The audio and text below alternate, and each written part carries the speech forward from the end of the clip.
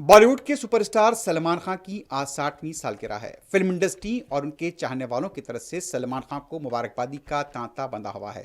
सलमान खान ने पनवेल में वाक़ अपने फार्म हाउस पर सालगिरह का जश्न मनाया। इस मौके पर अफराद खानदान और उनके करीबी दोस्त मौजूद थे।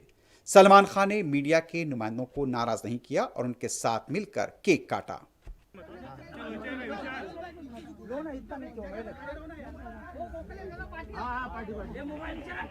हैप्पी बर्थडे भाई। I love you. I love you. मेरे पीछे में लोड आ रहा है। जन्मदिन मुबारक मोहम्मद।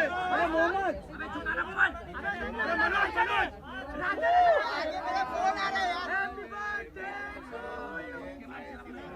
Happy birthday.